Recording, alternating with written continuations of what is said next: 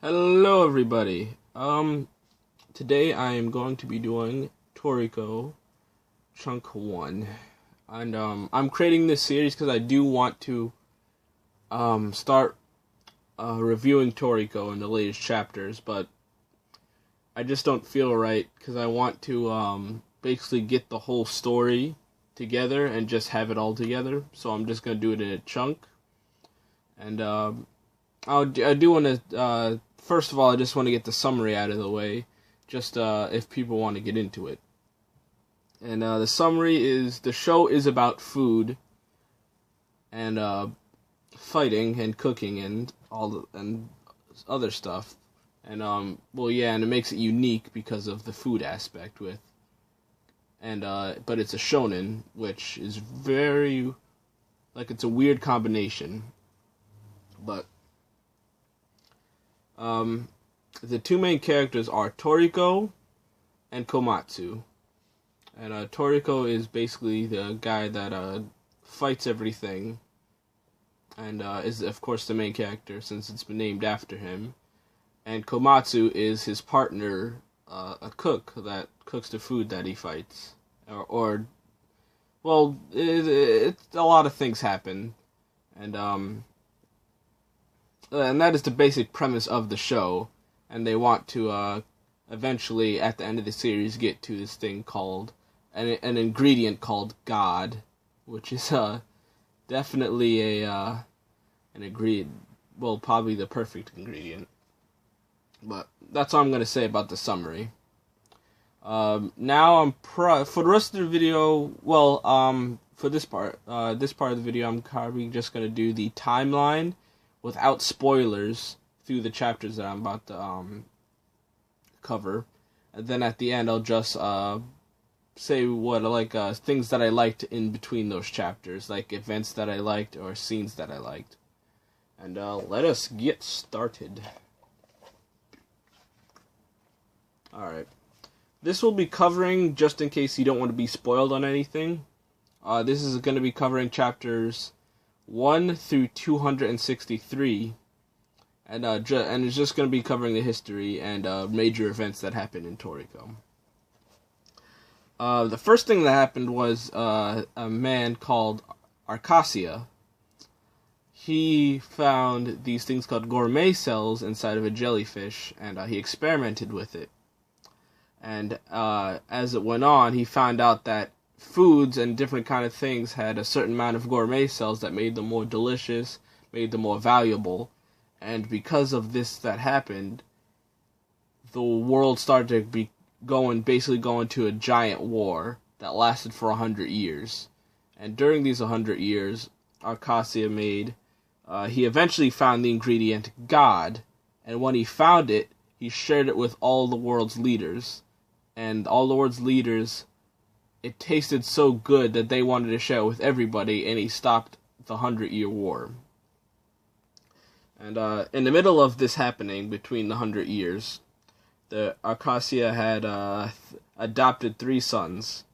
He adopted Ichiryu, Juro, and Midoriya. Or Midora? Midora, yeah.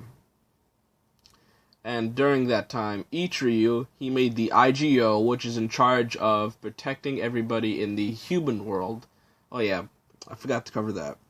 The human, on their planet, it's about 7 times bigger than Earth. And in the human world, there are very weak monsters and ingredients that aren't as good as the ones in the gourmet world. The gourmet world is an entirely different story than the human world. The human world is basically it's very tame, and many things, and that's where most of humanity lives.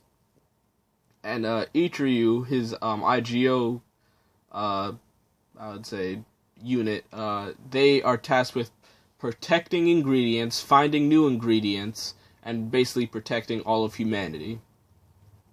And then who was next? Juro.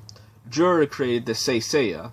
They're in charge of, also protecting ingredients and stopping them from going extinct. And if they do go extinct, they can actually revitalize them and bring them back to life. And they're just in charge of making sure everything stays alive and things don't go extinct. And then finally, Midoriya. He created the Bashokyukai, and they are basically the major criminal group in Toriko. They destroy many ingredients. They don't care whatever it is. They steal ingredients. They basically do all the criminal activity in the series. And all three of these people are they are extremely strong. They are probably the three most strongest humans in the series. But alright, and then many years later, after the Gourmet War stops and the Gourmet Age begins, where people are more they're safer to go to basically adventure across the human world and get different ingredients and everything. And a major thing happens every few years, where this thing called the Four Beasts comes, where four beasts that were forced out of the gourmet world, they come into the human world, and they start actually eating humans. And it turns out the four creatures are actually part of this one bigger creature called it's just called the Four Beasts. And it is terrifying. It was the first major monster that posed a real threat to the human world. And it was defeated by the four heavenly kings, which are four of the main characters, which is Toriko again, then there's Coco, Sunny, and Zebra.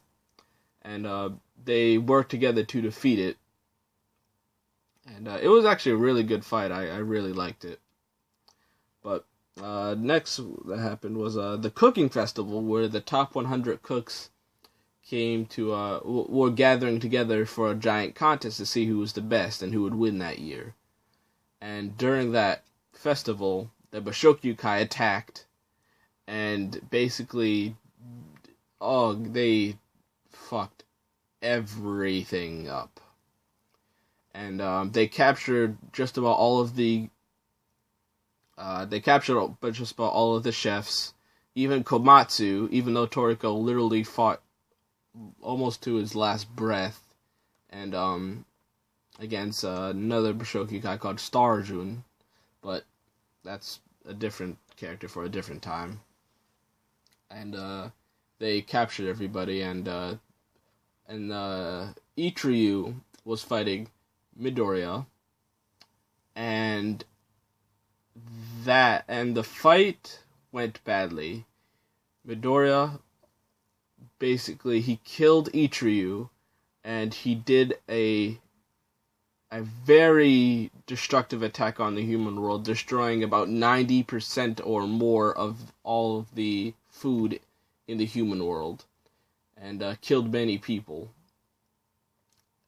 The human world was basically a wasteland for a good amount of time, and the Bashokyukai moved on to the gourmet world and started to basically go into that front after they were done with the human world. And also, during the invasion of the Gourmet Festival, there was a new group that appeared called Neo. And Neo, we don't know their exact objective yet, but they want to basically they want to find God, and we don't know why. I'm pretty sure that's their objective, because I don't want to spoil anything yet. And it turns out a lot of the characters in this series that we knew are actually a part of it, and you wouldn't think they are, but they are. And it was a really good a twist moment for the manga, and I didn't expect it. It was very well done. And after the the meteor spice, which is the thing that destroyed most of the human world, happened, the 4 heavenly kings went to train, and some of them actually went to the gourmet world to train, and and then after that is a time skip, and that's where the human world saga ends.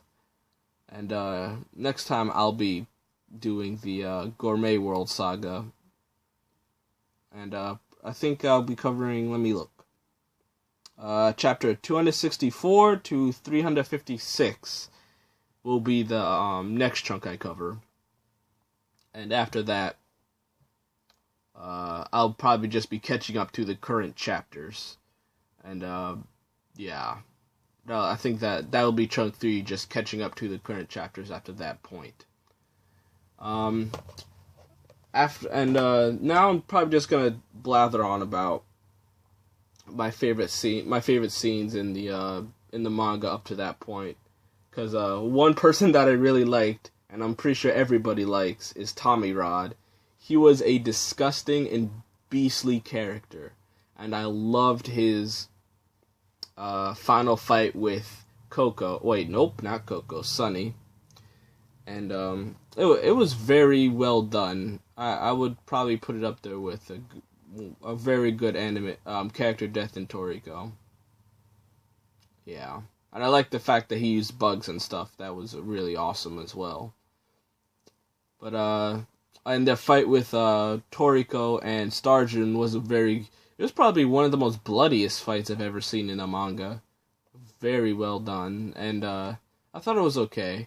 It wasn't super good, and I liked the Toriko awakening his gourmet demon. And, the 4 Beast was definitely a great fight, especially with basically the weird Pac-Man eating him, which was hilarious. Pac-Man on steroids. I loved it. But I think that's really all the points I liked, and it was mostly near the end of the gourmet saga. But that's just about it. If you guys want to talk about it in the comment section down below, or anything like that, or just have a conversation with me, I don't know. Make sure to like this video, please comment, and please subscribe. And I look forward to talk to any of you in the comments if you do. Alright, bye guys.